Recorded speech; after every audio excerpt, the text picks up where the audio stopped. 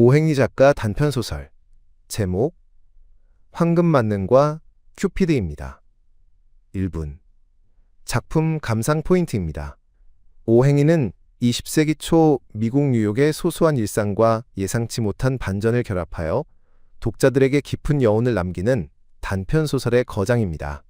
이 작품은 산업화가 급격히 진행되며 거대한 자본이 사회의 중심축으로 자리 잡던 시절을 배경으로 하고 있습니다. 당시 미국 사회는 막강한 부를 일군 신흥부유층과 전통적인 예법 및 가문의 명예를 중시하는 구세력 사이의 미묘한 갈등이 존재하던 시기였습니다. 작가는 이러한 시대적 흐름 속에서 돈이라는 지극히 세속적인 매개체와 사랑이라는 숭고한 감정이 어떻게 충돌하고 또 화해하는지를 예리하면서도 따뜻한 시선으로 포착해냅니다. 특히 이 소설은 물질주의가 팽배한 도시의 이면에 숨겨진 인간적인 진실을 탐구하며 독자들에게 행복의 조건이란 무엇인가에 대한 철학적인 질문을 던집니다. 또한 오 헨리 특유의 위트 넘치는 문체와 인간 본성에 대한 깊은 통찰력은 100년이 넘는 시간이 흐른 지금까지도 우리에게 변함없는 감동을 선사합니다. 소설 속 인물들이 나누는 대화와 그들이 처한 상황을 통해 진정한 신사의 의미와 시간의 가치, 그리고 운명을 대하는 인간의 자세를 깊이 있게 감상해 보시기 바랍니다. 소설을 시작합니다. 은퇴한 제조업자이자 로걸 유레카 비누 회사의 사장인 늙은 앤서니 로걸은 5번가에 있는 자신의 대저택 서재 창밖을 내다보며 씩 웃었다.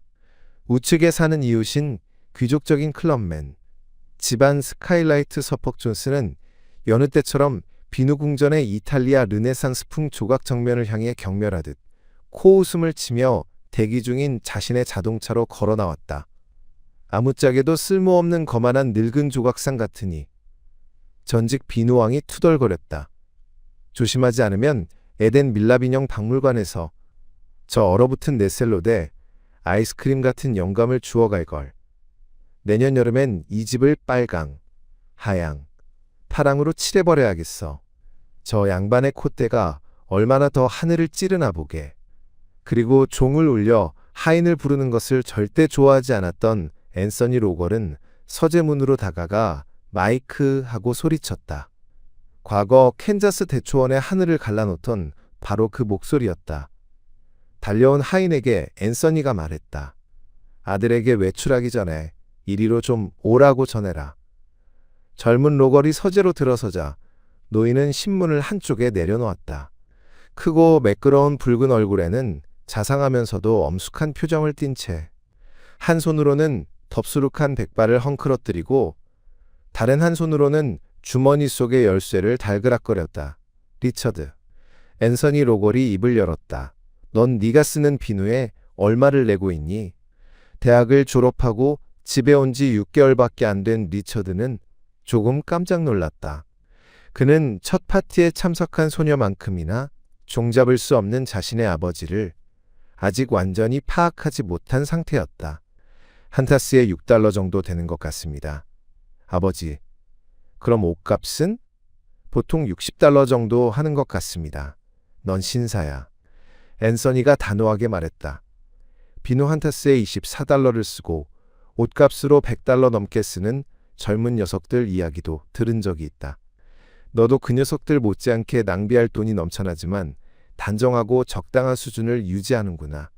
나는 옛날 유레카 비누를 쓴다.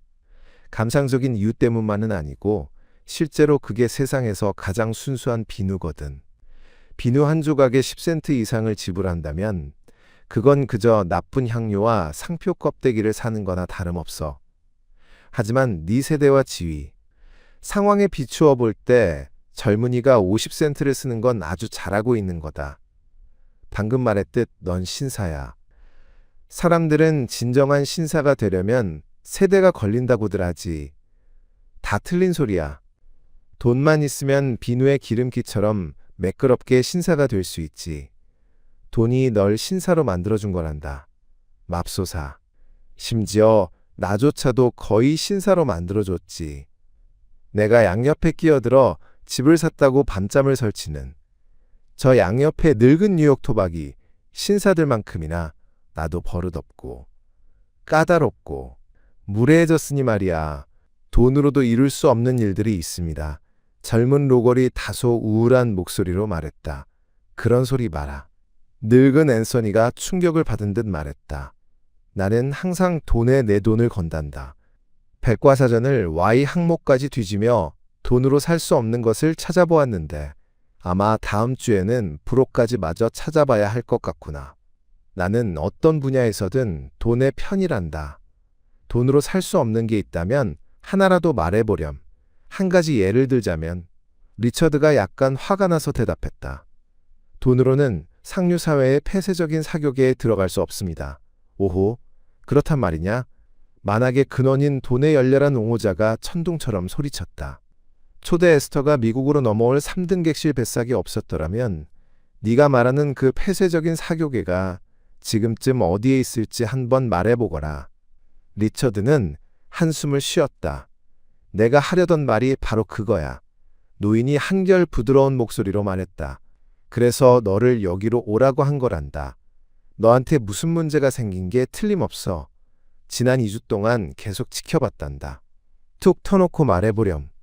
내 생각에 부동산을 제외하고도 24시간 안에 $1,100만 정도는 내 손에 쥘 수 있을 것 같구나.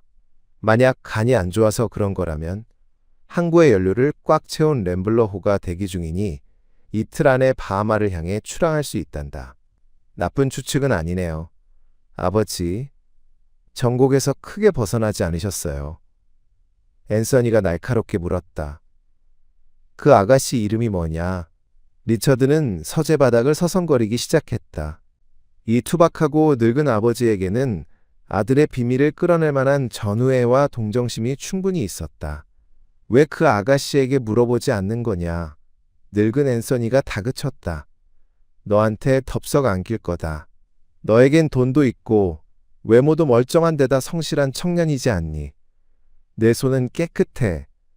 유레카 비누에 찌든 때가 묻어있지도 않지.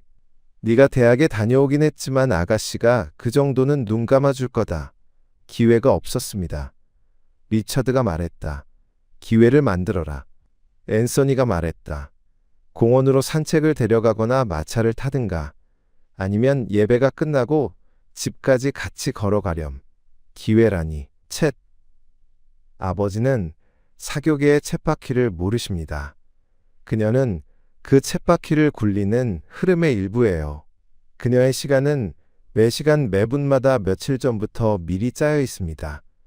그 아가씨와 맺어지지 못한다면 아버지, 제게 이 도시는 영원히 시커먼 늪지대에 불과할 겁니다. 편지로 쓸 수도 없어요. 그렇게는 못합니다. 쯧쯧. 노인이 말했다. 내가 가진 그 많은 돈으로도 네가 그 아가씨와 단둘이 보낼 한두 시간을 낼 수 없다는 뜻이냐. 제가 너무 늦게 미뤘어요. 그녀는 모레정오의 2년 일정으로 유럽으로 출항할 예정입니다. 내일 저녁에 단 몇 분 동안만 그녀를 홀로 만날 수 있어요. 지금 그녀는 라치몬트의 이모 댁에 머물고 있어서 거기로 갈 수는 없습니다. 다만 내일 저녁 8시 30분 기차로 그랜드 센트럴역에 도착할 때 마차를 대기시키고 마중 나가는 건 허락받았죠. 우린 브로드웨이를 따라 원래 극장까지 전속력으로 달려갈 것이고 그곳 로비에는 그녀의 어머니와 팍스석 일행이 우리를 기다리고 있을 겁니다. 그런 상황에서 단 68분 사이에 제 고백을 그녀가 귀담아 들을 거라고 생각하시나요? 아니죠. 극장 안이나 그 이후엔 또 무슨 기회가 있겠습니까? 아무 기회도 없어요. 아닙니다. 아버지, 이건 아버지의 돈으로도 풀 수 없는 엉킨 매듭입니다. 우린 돈으로 시간 단 1분도 살 수 없어요. 만약 그게 가능했다면 부자들은 더 오래 살았겠죠. 그녀가 배를 타기 전에 란트리안과 대화를 나눌 가망은 전혀 없습니다. 알았다. 내 아들 리처드. 늙은 앤서니가 쾌활하게 말했다. 이제 클럽으로 가보렴. 간에 문제가 있는 게 아니라니 다행이구나. 하지만 가끔씩 돈이라는 위대한 신께의 향을 좀 피워 올리는 것도 잊지 말거라. 돈으로 시간을 살 수 없다고. 영혼을 포장해 집으로 배달시켜달라고 돈 주고 주문할 수는 없는 노릇이겠지. 하지만 시간의 신이라는 작자도 금광지대를 걷다 보면 발뒤꿈치가 꽤 심하게 까지는 법이란다. 그날 밤 자상하고 감상적이며 주름진 얼굴에 돈이라면 진저리를 치며 한숨 짓는 엘렌 고모가 석간신문을 읽고 있는 오빠 앤서니에게 다가와 연인들의 고충에 대해 연설을 늘어놓기 시작했다. 리처드가 내게 전부 말했어. 앤서니 오빠가 하품을 하며 말했다. 내 은행 계좌를 마음껏 쓰라고 했지. 그랬더니 녀석이 돈을 무시하더군. 돈은 아무 소용이 없다고 말이야. 천만장자들이 아무리 끌어당겨도 사교계의 규칙은 이랴드도 움직일 수 없다는 거야. 앤서니, 엘렌 고모가 한숨을 쉬었다. 오빠가 돈을 그렇게 맹신하지 않았으면 좋겠어. 진정한 애정이 얽힌 문제에서 재물은 아무것도 아니야. 사랑이 모든 것을 이기는 법이라고 우리 리처드가 조금만 일찍 고백했더라면 그 애라도 우리 리처드를 거절하진 못했을 텐데. 하지만 이젠 너무 늦어버린 것 같아 걱정이야. 마음을 전할 기회가 없을 테니까. 오빠의 그 모든 금덩이들도 아들에게 행복을 가져다 주진 못하잖아. 다음 날 저녁 8시, 엘렌 고모는 좀 먹은 낡은 상자에서 독특하고 오래된 금반지를 꺼내 리처드에게 주었다. 오늘 밤엔 이걸 끼고 가렴. 조카야, 고모가 간청했다. 내 어머니가 내게 주신 반지란다. 사랑에 행운을 가져다 준다고 하셨지. 네가 사랑하는 사람을 찾았을 때 너에게 전해달라고 내게 부탁하셨어. 젊은 로걸은 경건한 마음으로 반지를 받아 새끼손가락에 껴보았다. 반지는 두 번째 마디까지 미끄러져 들어가더니 멈췄다. 그는 반지를 빼서 남자들이 흔히 하듯 조끼 주머니에 쑤셔 넣었다. 그리고 마차를 부르기 위해 전화를 걸었다. 역에서 그는 8시 32분에 쏘다니는 군중 속에서 란트리 양을 가로챈다. 어머니와 다른 분들을 기다리시게 해선 안 돼요. 그녀가 말했다. 원래 극장으로 최대한 빨리 달려주시오. 리처드가 충실하게 소리쳤다. 마차는 42번가를 빙 돌아 브로드웨이로 향했고 노을 지는 부드러운 초원에서 아침에 바위 언덕으로 이어지는 하얀 별빛이 쏟아지는 길을 따라 내달렸다. 34번가에 이르렀을 때 젊은 리처드는 재빨리 작은 문을 밀어 올리고 마부에게 멈추라고 지시했다. 제가 반지를 떨어뜨렸습니다. 그가 마차에서 내리며 사과했다. 어머니의 반지라서 잃어버리고 싶지 않거든요. 1분도 안 걸릴 겁니다. 어디에 떨어졌는지 봤거든요. 1분도 채 안 돼요. 그는 반지를 들고 마차로 돌아왔다. 하지만 그 1분 사이에 마차 바로 앞을 시내 전차 한 대가 가로막고 섰다. 마부는 왼쪽으로 빠져나가려 했지만 육중한 급행 진마차가 길을 끊어버렸다. 오른쪽으로 가려고 했지만 거기에 있어선 안 될 까고 운반 트럭 때문에 뒤로 물러서야만 했다. 후진으로 빠져나가려 시도하다가 결국 마부는 고삐를 떨어뜨리고 의무적으로 욕설을 내뱉었다. 마차는 차량과 말들이 뒤엉킨 난장판 속에 갇혀버리고 말았다. 대도시에서 이따금 상업과 교통의 흐름을 뜬금없이 마비시켜버리는 바로 그 교통체증이 벌어진 것이다. 왜 출발하지 않는 거죠? 란트리 양이 초조하게 물었다. 우리 늦겠어요. 리처드는 마차에서 일어나 주위를 둘러보았다. 브로드웨이, 6번가, 34번가가 교차하는 거대한 공간이 진마차, 트럭, 사륜마차, 승합차, 시내 전차들의 홍수로 막혀있는 모습이 보였다. 마치 26인치 몸매의 아가씨가 22인치 거들 속을 꽉 채운 것 같았다. 그러고도 모든 교차로에서 차량들이 합류 지점을 향해 전속력으로 요란하게 서둘러 오고 있었으며 몸싸움을 하듯 그 거대한 덩어리 속으로 몸을 던졌다. 바퀴들이 맞물리고 마부들의 욕설이 아우성에 더해졌다. 맨해튼의 모든 교통량이 그들 주변으로 몰려들어 옴짝달싹 못하게 된 것 같았다. 인도를 가득 메운 수천 명의 구경꾼들 중 뉴욕에서 가장 오래 산 사람조차 이토록 엄청난 규모의 교통체증은 본 적이 없었다. 정말 미안합니다. 리처드가 자리에 다시 앉으며 말했다.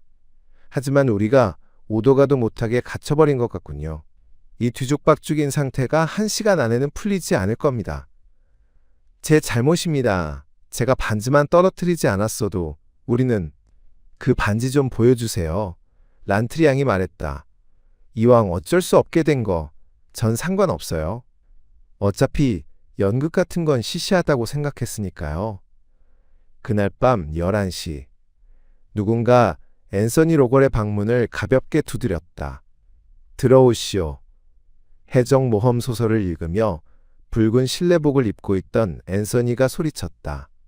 문을 두드린 사람은 지상에 잘못 남겨진 백발의 천사 같은 모습의 엘렌 고모였다. 두 사람이 약혼했어요. 앤서니, 그녀가 부드럽게 말했다. 그 애가 우리 리처드와 결혼하겠다고 약속했대요. 극장으로 가는 길에 길거리에 마차가 막히는 바람에 그곳을 빠져나오는데 2시간이나 걸렸다는군요. 그러니, 앤서니 오빠, 다시는 돈의 힘을 자랑하지 마세요. 진정한 사랑의 작은 징표. 영원하고 타산적이지 않은 애정을 상징하는 작은 반지가 우리 리처드에게 행복을 찾아준 원동력이었어요. 조카는 거리에서 반지를 떨어뜨렸고 그걸 주우러 내렸었죠. 그리고 그들이 다시 출발하기도 전에 길이 막혀버렸던 거예요.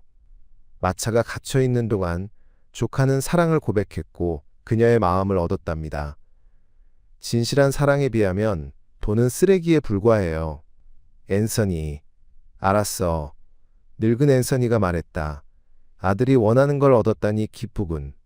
내가 녀석에게 필요하다면 비용을 아끼지 않겠다고 했는데 하지만 앤서니 오빠, 오빠의 돈이 무슨 소용이 있었겠어요? 동생아, 앤서니 로걸이 말했다. 내가 읽는 해적놈이 지금 아주 지독한 공경에 처했거든. 녀석의 배는 막 침몰했고 녀석은 익사하게 내버려 두기엔 돈의 가치를 너무 잘 아는 훌륭한 전문가란 말이지. 내가 이 챕터를 마저 읽을 수 있게 좀 내버려 두면 좋겠는데 이야기는 여기서 끝나야만 한다. 이 글을 읽는 당신만큼이나 나 역시 여기서 이야기가 끝나기를 진심으로 바란다. 하지만 우리는 진실을 찾기 위해 우물의 바닥까지 내려가야 한다. 다음 날 붉은 손에 파란 물방울 무늬 넥타이를 메고 켈리라고 이름을 밝힌 어떤 사람이 앤서니 로걸의 집을 방문해 서재로 곧장 안내받았다. 수표책으로 손을 뻗으며 앤서니가 말했다. 아주 끝내주게 비누가 잘 끓은 셈이군. 어디 보자. 자네가 현금으로 5,000달러를 가져갔었지. 제 돈으로 300달러를 더 썼습니다. 켈리가 말했다. 예상 금액보다 조금 더 들었거든요. 급행 집마차와 사륜마차는 대부분 5달러면 구할 수 있었지만 대형 트럭과 쌍두마차 팀은 대부분 제게 10달러까지 부르더군요. 전차 운전수들은 10달러를 요구했고 짐을 실은 마차 중엔 20달러를 요구하는 곳도 있었습니다. 경찰들이 제법 골칫거리였죠. 2명에게 50달러를 줬고 나머지에겐 20달러와 25달러를 쥐어줬습니다. 하지만 정말 기가 막히게 풀리지 않았습니까? 로걸 선생님, 윌리엄 A. 브래디 유명 연출가가 그 작은 야외 마차 군중신을 보지 못한 게 천만다행이었습니다. 윌리엄이 질투심에 가슴이 찢어지는 걸 원치 않으니까요. 게다가 리허설 한 번 안 거쳤다고요. 녀석들은 단 1초의 오차도 없이 제 시간에 도착했죠. 뱀 한 마리도 그릴리 동상 아래를 빠져나가지 못할 정도로 2시간 동안 꽉 막아놨습니다. 1,300달러. 여기 있네, 켈리. 앤서니가 수표를 찢어주며 말했다. 자네 목 1,000달러에 초과 지출한 300달러라네. 자네는 돈을 경멸하지 않지, 켈리. 저요? 켈리가 말했다. 저는 가난이란 걸 발명한 놈을 두들겨 팰 수도 있습니다. 켈리가 문가에 다다랐을 때 앤서니가 그를 불렀다. 혹시 말이야. 그가 말했다. 차들이 꽉 막힌 그 어디에서도 옷을 몽땅 벗고 활로 화살을 쏘아대는 뚱뚱한 꼬맹이 같은 건 못 보았나? 아니요. 못 봤습니다. 어리둥절한 켈리가 말했다. 선생님 말씀대로 그런 꼬맹이가 있었다면 아마 제가 도착하기도 전에 경찰들이 잡아갔을 겁니다.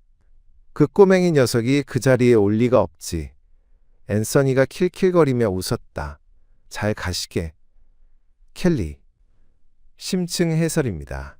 미국 문학사에서 짧은 이야기 속에 삶의 거대한 진실을 담아내는 능력이 가장 탁월했던 작가를 꼽으라면 단연 오 헨리일 것입니다.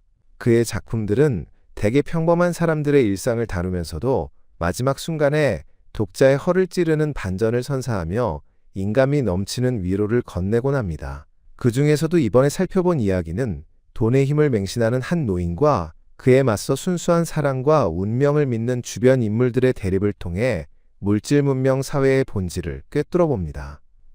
이야기의 중심에는 은퇴한 비누 제조업자 앤서니 로걸이 있습니다.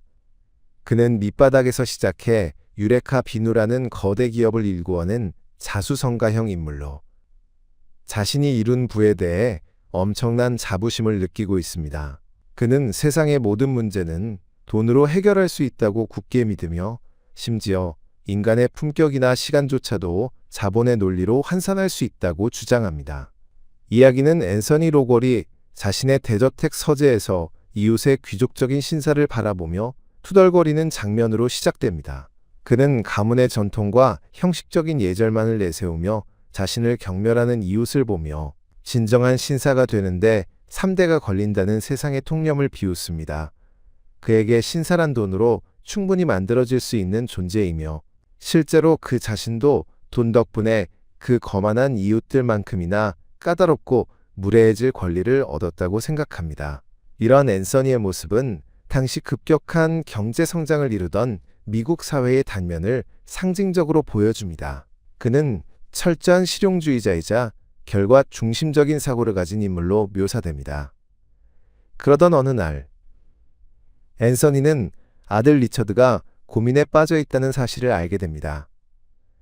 리처드는 대학을 졸업한 전형적인 젊은 신사로 사랑하는 여인인 란트리 양에게 고백할 기회를 찾지 못해 괴로워하고 있었습니다. 란트리 양은 상류 사회의 일원으로 그녀의 일과는 빈틈없이 짜여 있었고 이제 곧 2년이라는 긴 시간 동안 유럽으로 떠날 예정이었습니다. 리처드에게 남은 시간은 그녀를 역에서 극장까지 배웅하는 짧은 몇 분뿐이었습니다. 리처드는 그 짧은 시간 안에 자신의 진심을 전하는 것은 불가능하다고 판단하며 아버지가 가진 막강한 재력도 이 꼬인 매듭을 풀 수는 없을 것이라고 단언합니다. 그는 돈으로 시간을 살 수는 없으며 사랑은 돈의 영역 밖이라고 믿는 낭만주의적인 면모를 보입니다. 여기서 아버지 앤서니와 아들 리처드 사이에 가치관 충돌이 일어납니다. 앤서니는 돈이 시간을 살 수 없다는 아들의 말을 인정하지 않습니다. 그는 시간의 신조차도 금광지대를 걷다 보면 발뒤꿈치가 까지는 법이라며 돈이 만들어내는 기적을 확신합니다. 반면 리처드의 고모인 엘렌은 전형적인 구시대의 감상적인 인물로 돈은 사랑 앞에서 아무런 힘을 쓰지 못한다고 믿습니다. 그녀는 리처드에게 돌아가신 어머니의 유품이자 사랑의 행운을 가져다 준다는 낡은 금반지를 건네며 행운을 빌어줍니다. 이는 물질주의적 가치관과 정신주의적 가치관의 대비를 극명하게 보여주는 대목입니다. 사건의 발단은 리처드가 란트리 양을 마차에 태우고 극장으로 향하던 중에 일어납니다. 리처드는 고모가 준 반지를 실수로 떨어뜨리게 되고 이를 줍기 위해 잠시 마차를 세웁니다. 단 1분도 채 되지 않는 짧은 시간이었지만 그 틈을 타서 도로에는 전례 없는 대규모 교통체증이 발생합니다. 온갖 마차와 트럭들이 뒤엉켜 도시는 마비되었고 리처드와 란트리 양이 탄 마차는 꼼짝달싹도 할 수 없는 처지가 됩니다. 그런데 역설적으로 이 거대한 장애물이 리처드에게는 천금 같은 기회가 됩니다. 마차 속에 갇힌 2시간 동안 리처드는 마침내 자신의 마음을 고백할 수 있었고 란트리 양의 승낙을 받아내는 데 성공합니다. 이 소식을 들은 엘렌 고모는 크게 기뻐하며 앤서니에게 자신의 믿음이 옳았음을 강조합니다. 그녀는 리처드가 반지를 떨어뜨리지 않았더라면 이런 기적은 일어나지 않았을 것이라며 돈의 힘이 아닌 순수한 사랑의 증표인 반지가 두 사람을 맺어주었다고 주장합니다. 그녀의 눈에 비친 이 사건은 보이지 않는 운명의 손길이 작용한 낭만적인 기적일 뿐이었습니다. 그녀는 오빠의 금덩어리들이 아들에게 행복을 가져다 주지 못했다고 꼬집으며 사랑의 위대함을 예찬합니다. 하지만 소설의 백미는 바로 그 다음 장면에 숨겨져 있습니다. 이야기는 여기서 끝나지 않고 앤서니 로거를 찾아온 켈리라는 인물을 등장시킵니다. 켈리는 앤서니의 지시를 받고 그날 저녁의 교통체증을 인위적으로 만들어낸 인물이었습니다. 앤서니는 아들을 위해 거액의 현금을 동원하여 거리의 마부들과 운전수들, 심지어 경찰들까지 매수하여 완벽한 정체를 설계했던 것입니다. 리처드가 반지를 떨어뜨린 것은 우연이었을지 모르나 그 짧은 지체 시간을 거대한 기회의 시간으로 바꾼 것은 결국 앤서니의 자본이었습니다. 앤서니의 사랑이라는 추상적인 감정을 위해 돈이라는 구체적인 수단을 사용하여 아들에게 시간을 선물한 셈입니다. 이러한 전개는 독자들에게 복합적인 감정을 불러일으킵니다. 처음에는 엘렌 고모의 시선에 동화되어 사랑의 승리를 믿고 싶어지지만 진실이 밝혀지는 순간 우리는 물질적인 힘이 얼마나 현실적이고 강력한지를 깨닫게 됩니다. 앤서니 로걸은 차가운 수전노가 아니라 아들의 행복을 위해 자신이 믿는 최선의 방식인 돈을 아낌없이 사용한 헌신적인 아버지로 재해석됩니다. 그는 돈을 경멸하는 이들의 위선을 비웃으며 오히려 돈을 통해 인간의 소망을 실현할 수 있는 실질적인 환경을 조성했습니다. 작가는 이 작품을 통해 단순히 돈이 최고라는 물질만능주의를 설파하는 것이 아닙니다.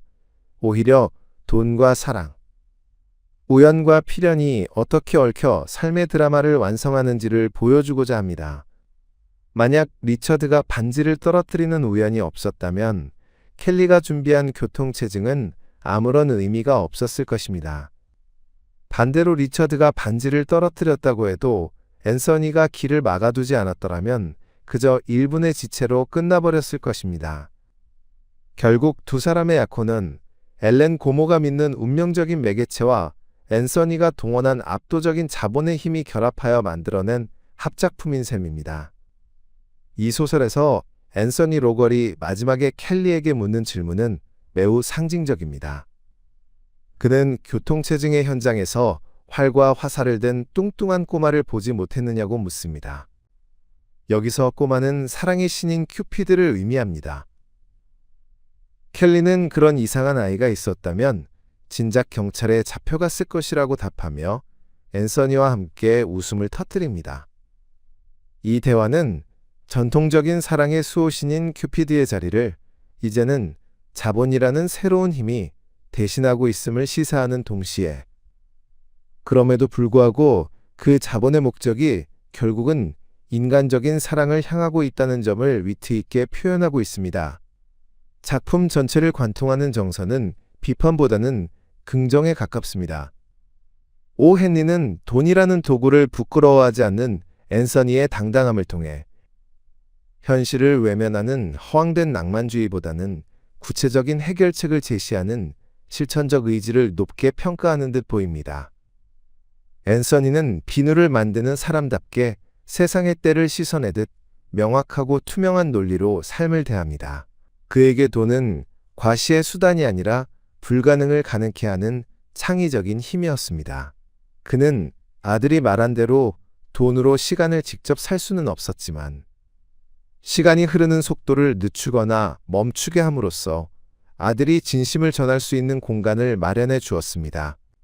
문학적으로 볼 때 이 작품은 인간 소외를 낳는 도시의 복잡한 시스템을 오히려 인간적인 목적을 위해 재구조화하는 과정을 보여줍니다. 거대한 교통체증은 본래 현대도시의 병폐이자 불쾌한 장애물이지만 이 소설에서는 연인들을 보호하는 아늑한 성벽이 됩니다. 작가는 차갑고 딱딱한 도시의 콘크리트 아래에도 따스한 혈관이 흐르고 있음을, 그리고 그 혈관을 돌게 하는 동력 중 하나가 바로 인간의 의지가 담긴 자본임을 역설합니다. 서평을 마무리하며 우리는 다시 한번 질문하게 됩니다.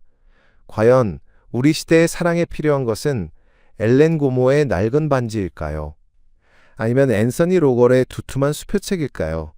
아마도 정답은 그 둘 중 어느 하나가 아닐 것입니다. 진심을 담은 고백을 준비하는 청년의 마음과 그 마음이 전달될 수 있도록 묵묵히 뒷받침해주는 아버지의 현실적인 지원. 그리고 이 모든 상황을 가능하게 하는 기막힌 우연의 일치가 조화를 이룰 때 비로소 진정한 사랑의 결실이 맺어지는 것이 아닐까 생각합니다.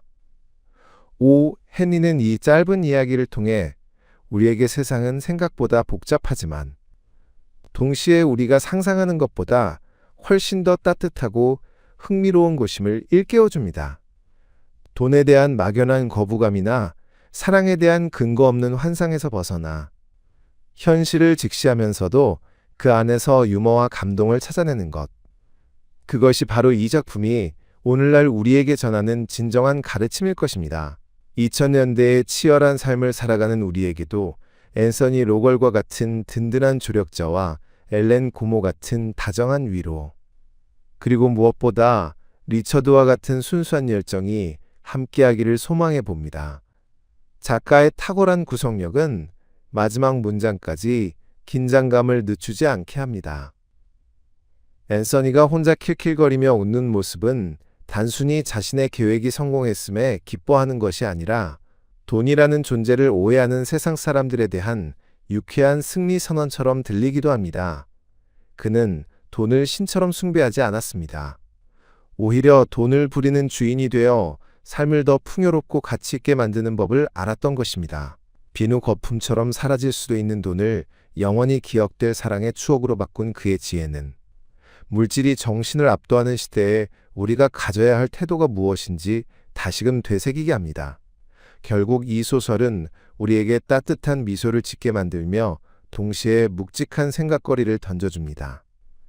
삶의 우연을 필연으로 바꾸는 힘은 어디에서 오는가? 우리가 소중히 여기는 가치들은 현실의 토대 위에서 어떻게 지켜질 수 있는가 하는 점들입니다. 오 헨리의 문장은 유려하고 따뜻하며 그가 창조해낸 인물들은 하나같이 생동감이 넘칩니다. 낡은 서재의 창밖을 내다보며 미소 짓던 앤서니의 얼굴에서 우리는 인생의 황혼기에 다다른 노년의 여유와 아들에 대한 깊은 애정을 읽어낼 수 있습니다. 그의 거친 손은 비누기름으로 범벅이 되어 있었을지 모르지만 그 마음만큼은 누구보다 깨끗하고 순수했음을 우리는 압니다. 이토록 깊은 통찰과 인간애가 담긴 이야기는 시간이 흘러도 변치 않는 가치를 지니며 우리 곁에 남을 것입니다. 심리학적 분석입니다.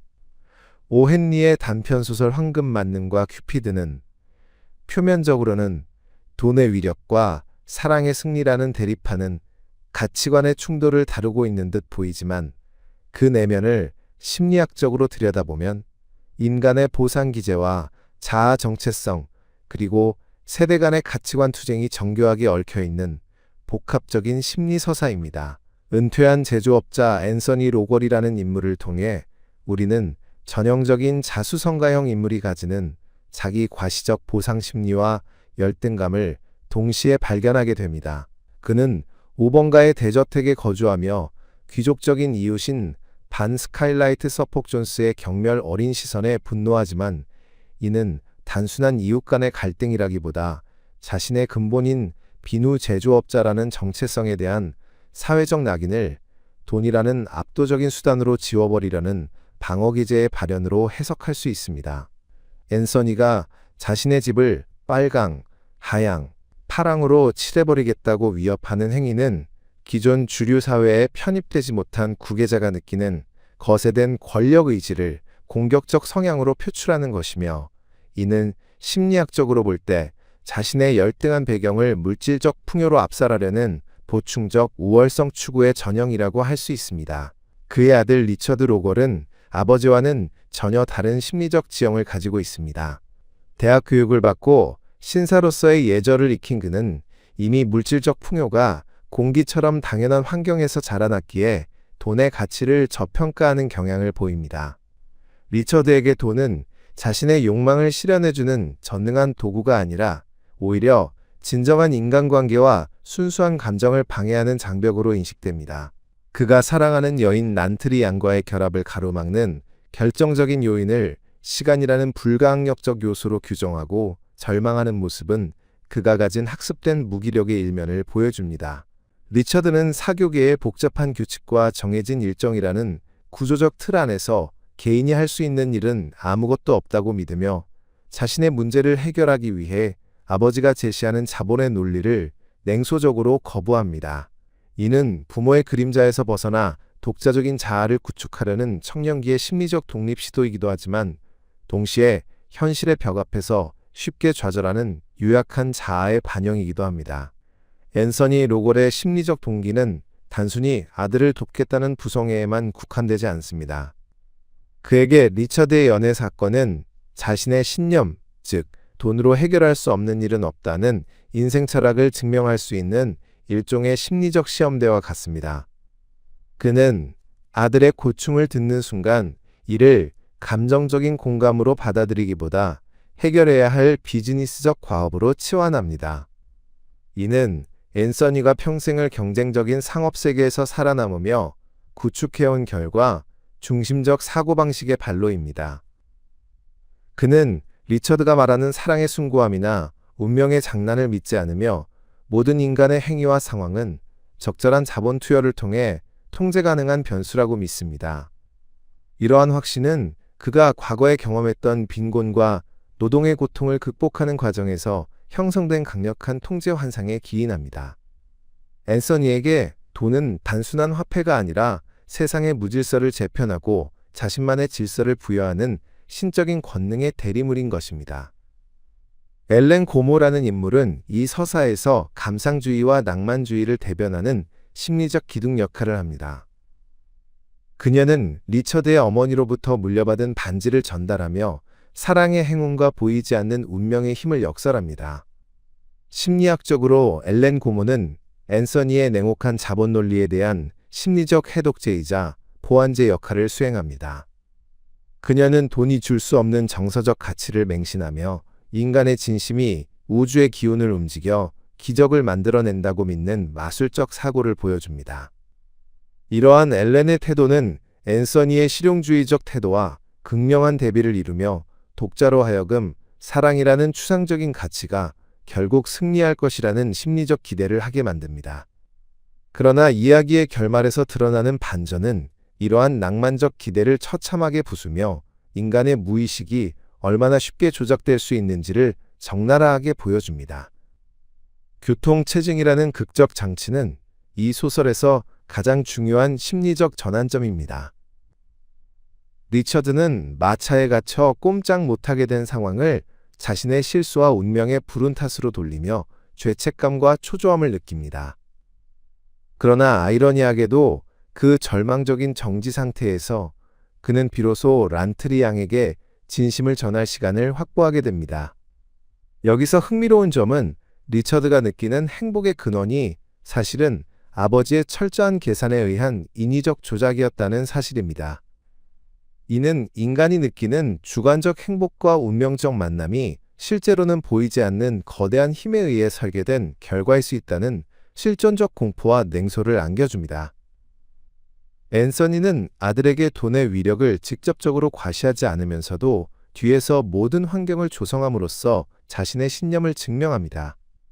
이는 상대를 직접 설득하기보다 상황을 조작하여 스스로 깨닫게 만드는 고도의 심리적 전술이며 앤서니가 가진 탁월한 조종자로서의 면모를 보여줍니다. 켈리라는 해결사의 등장은 앤서니의 그림자 같은 역할을 수행합니다. 그는 앤서니의 자본이 구체적인 물리적 힘으로 치환되는 과정을 담당하며 돈의 비인격적이고 효율적인 속성을 상징합니다. 경찰을 매수하고 트럭과 전차 운전수들을 돈으로 매수하여 인위적인 정체를 만들어내는 행위는 사회 시스템조차 자본의 논리 앞에서는 하나의 부속품에 불과하다는 사실을 증명합니다. 앤서니가 켈리에게 질문하는 옷을 몽땅 벗고 화살을 쏘아대는 뚱뚱한 꼬맹이에 대한 언급은 큐피드로 상징되는 낭만적 사랑에 대한 노골적인 조롱입니다.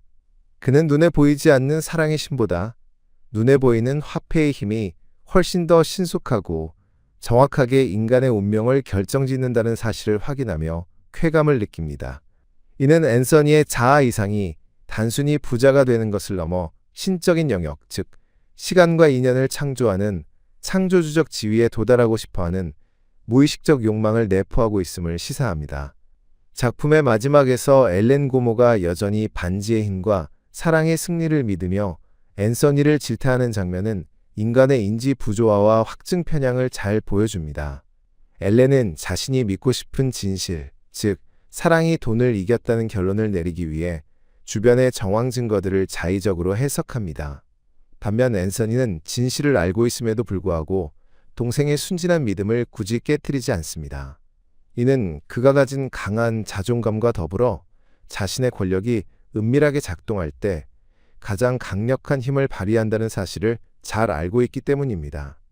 그는 굳이 생색을 내지 않아도 아들이 행복을 얻었고 자신의 신념이 승리했다는 내면적 만족감만으로 충분한 보상을 받습니다.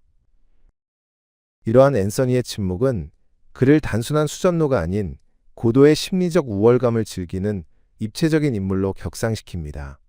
전체적인 서사의 흐름은 리처드의 불안과 초조에서 시작하여 운명적 우연을 통한 환희로 이어지다가 결국 냉혹한 현실의 설계도를 목격하는 구조를 가집니다. 이 과정에서 각 인물은 자신의 트라우마와 결핍을 메우기 위해 고군분투합니다. 앤서니는 낮은 사회적 지위를 돈으로 보상받으려 하고 리처드는 아버지의 물질주의로부터 도망쳐 순수한 사랑을 찾으려 하며 엘렌은 메마른 현실 속에서 낭만적 환상을 유지하려 합니다. 그러나 결국 이 모든 심리적 투쟁의 승리자는 가장 현실적이고도 비정한 자본의 논리를 집행한 앤서니 로걸에게 돌아갑니다. 오 헨리는 이러한 심리적 갈등 구조를 통해 인간의 가장 고귀하다고 여겨지는 감정조차 물질적 토대 위에서 기획될 수 있다는 비극적이고도 현실적인 통찰을 제공합니다. 이는 현대사회를 살아가는 우리에게도 유효한 질문을 던집니다. 우리가 믿는 사랑과 운명이 과연 순수한 우리의 의지인지 아니면 누군가에 의해 정교하게 설계된 사회적 혹은 물질적 환경의 결과물인지에 대한 성찰을 촉구하는 것입니다. 결국 이 작품은 돈이 인간의 시간을 살 수는 없지만 인간이 대화할 수 있는 물리적 기회를 창출함으로써 결과적으로 시간의 질을 바꿀 수 있다는 사실을 보여줍니다. 앤서니가 말한 시간의 신도 금광지대를 걷다 보면 발뒤꿈치가 까진다는 표현은 자본이 추상적인 가치조차 물리적으로 훼손하거나 변형시킬 수 있다는 강력한 은유입니다. 인물 간의 관계도 역시 철저하게 계급과 자본의 위계에 따라 재편됩니다. 아버지는 아들의 운명을 설계하는 기획자가 되고 아들은 그 설계도 안에서 춤추는 무지한 수혜자가 되며 고모는 그 광경을 보며 엉뚱한 신에게 기도를 올리는 관찰자가 됩니다. 이러한 관계의 비대칭성은 돈이 단순히 소유의 문제를 넘어 인간 존재의 근본적인 관계 방식과 세계관을 어떻게 규정하는지를 심도 있게 분석하게 만듭니다. 오 헨리의 이 짧은 이야기는 인간 심리의 기저에 깔린 물질에 대한 원초적인 욕망과 그 욕망이 빚어내는 삶의 아이러니를 날카롭게 포착해낸 걸작이라 할 수 있습니다. 함께 읽으면 좋은 소설 추천입니다. 오 헨리의 황금 만능과 큐피드가 보여주는 자본의 힘과 인간의 낭만 사이의 미묘한 갈등, 그리고 그 뒤에 숨겨진 냉소적인 진실을 깊이 있게 이해하고 싶은 분들에게는 F. 스콧 피츠제럴드의 위대한 개츠비를 가장 먼저 추천하고 싶습니다. 이 소설은 1920년대 미국의 화려한 재즈 시대를 배경으로 자수성가한 백만장자 제이 개츠비가 잃어버린 과거의 연인 데이지를 되찾기 위해 벌이는 처절하고도 낭만적인 사투를 그립니다. 황금 만능과 큐피드의 앤서니 로걸이 돈으로 아들의 시간을 억지로 만들어냈다면 개츠비는 자신의 막대한 부를 이용해 과거라는 시간 자체를 통째로 되돌리려 시도합니다. 두 작품 모두 신흥 부자가 가진 열등감과 주류 사회에 편입되려는 욕망, 그리고 사랑을 쟁취하기 위해 물질적 수단을 동원하는 과정을 다루고 있다는 점에서 궤를 같이 합니다. 특히 개츠비가 매일 밤 파티를 열며 데이지가 우연히 찾아오길 기다리는 모습은 앤서니 로걸이 켈리를 고용해 인위적인 교통체증을 만든 행위와 심리적으로 맞닿아 있습니다. 다만 오 헨리가 특유의 해악과 반전으로 자본의 승리를 냉소적으로 그려냈다면 피츠제럴드는 그 물질적 풍요 끝에 기다리고 있는 허무와 파멸을 서정적이고 비극적으로 묘사하여 돈으로 살 수 없는 인간 영혼의 고독을 더 깊이 파고든다는 점이 매력적인 대비를 이룹니다. 또한 프랑스의 데무노기드 모파상의 단편 목걸이 역시 이 작품과 함께 읽기에 매우 적절한 소설입니다. 목걸이는 허영심 때문에 빌린 가짜 다이아몬드 목걸이를 잃어버리고 이를 갚기 위해 10년이라는 세월을 빈곤과 중노동 속에서 보낸 한 여인의 이야기를 다룹니다. 오 헨리의 작품이 자본이 운명을 창조하는 능동적인 힘을 강조한다면 모파상의 작품은 물질에 대한 집착과 오해가 어떻게 인간의 삶을 비참하게 무너뜨릴 수 있는지를 보여줍니다. 두 소설 모두 마지막 순간의 강렬한 반전을 통해 독자에게 커다란 심리적 충격을 준다는 공통점이 있으며 인간이 물질적 가치를 어떻게 인식하느냐에 따라 삶의 궤적이 얼마나 극적으로 변할 수 있는지를 탐구합니다. 황금 만능과 큐피드에서 돈이 행운의 도구로 사용되었다면 목걸이에서는 돈과 보석이 비극의 씨앗이 된다는 점에서 두 작가의 인간 본성에 대한 서로 다른 시각을 비교하며 읽는 즐거움이 클 것입니다. 특히 두 작품 모두 사교계라는 폐쇄적인 공간이 개인에게 부여하는 압박감과 그 속에서 체면을 차리려 애쓰는 인간의 군상을 날카롭게 풍자하고 있다는 점이 인상적입니다. 마지막으로 오 헨리의 또 다른 대표작인 크리스마스 선물을 추천합니다. 황금 만능과 큐피드가 돈의 위력을 강조하는 다소 냉소적인 분위기라면 크리스마스 선물은 물질이 부족한 상황에서도 서로를 위해 가장 소중한 것을 희생하는 가난한 연인의 숭고한 사랑을 다루고 있습니다. 이 두 작품을 나란히 놓고 보면 오 헨리라는 작가가 인간의 삶을 바라보는 두 가지 시선, 즉 돈의 전능함에 대한 인정과 그럼에도 불구하고 포기할 수 없는 인간적 고귀함에 대한 희망을 동시에 엿볼 수 있습니다. 앤서니 로걸의 비누왕국과 짐과 델라의 초라한 다락방은 극명하게 대조되지만 그들이 추구하는 목적이 결국 사랑하는 사람의 행복이라는 점은 같습니다. 이 작품들을 연결해서 읽는다면 돈이라는 가치가 인간의 감정과 결합했을 때 때로는 잔혹한 조종자가 되기도 하고 때로는 눈물겨운 희생의 매개체가 되기도 한다는 인생의 복합적인 진실을 입체적으로 감상하실 수 있을 것입니다. 앤서니의 거대한 자본이 만들어낸 2시간의 정체와 델라가 머리카락을 팔아 산 시갯줄 중 무엇이 진정한 사랑의 가치에 가까운지 스스로 답을 찾아가는 과정은 독자에게 깊은 사유의 기회를 제공할 것입니다.